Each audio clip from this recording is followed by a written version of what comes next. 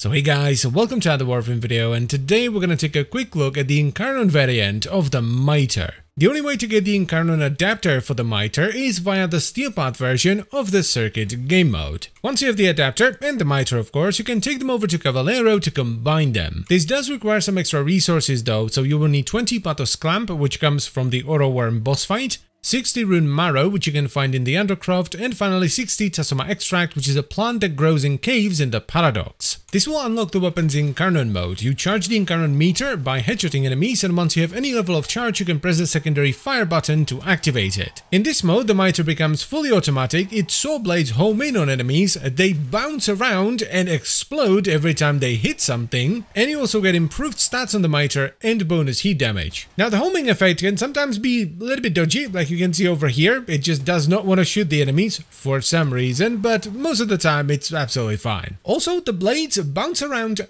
for a while. Sometimes you will fire the Mitre and then 5 seconds later an enemy will randomly die because the blade was still bouncing. Now if you want to take full advantage of the Incarnon Genesis on the Mitre and get access to all the evolutions, you of course have to evolve it first. This is done by firstly doing a solo mission with the Mitre, then killing 100 enemies with this Incarnon mode, and finally killing 31 enemies with a slash proc. The evolution choices you get are pretty good. The first one has you choose between Swift Saw Blades, which gives you flat added damage to the Mitre, and then Fire Rate if you have a channeled ability active, and Plentiful Mayhem, which gives you slightly less damage and makes multi-shot consume ammo directly from your reserve, but it increases your damage even further. Your second choice is going to be between Swift Deliverance for a ton of projectile speed, Ready Retaliation, which if you're on an empty magazine, you get a ton of extra reload speed, which is always nice, and Mercenary Chamber, which increases your spare ammo capacity up to 160. And last but definitely not least, we have a choice between Soul Blade Storm, which allows you to hold a charged shot for 1 second to increase the area of effect of the subsequent shot.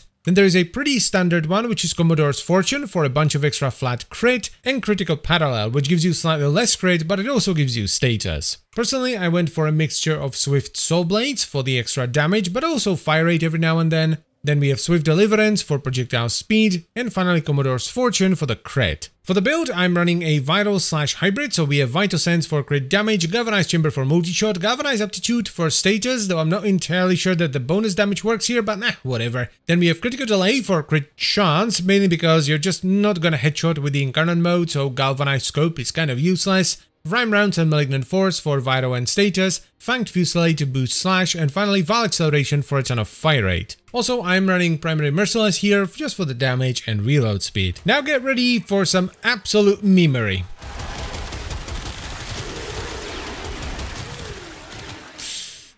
Yeah, the Incarnon mode on the Mitre is absolutely ridiculous. This might very well be the most ridiculous Incarnon mode that I've seen so far, because, you know, for some weapons their bullets ricochet, for other weapons their bullets explode. Well, for the Mitre, it does both. And the amount of destruction this causes is absolutely fabulous. You know, it's kind of funny because for a few years now, Mitre enjoyers have always had this wish that one day, maybe, we would get the Kuva Mitre, and its blades would bounce.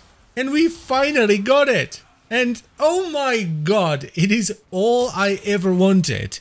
And oh so much more. This is absolutely magnificent. It turns the Mitre from a, okay weapon that can kind of do damage if you build it for slash, but you're mostly gonna use it just to pop nullifier bubbles, into something that can rip through steel path. So is the Incarnon Genesis for the Mitre worth it? Hell yes it is. It does ridiculous damage and it's a ton of fun to use. And that's pretty much all I wanted to say, so I thank you very much for watching. As always guys, I hope you've enjoyed the video and found it helpful. If you want to support the channel, check out the memberships down below, hey, pluggo, etc. And I will see you next time. Bye bye.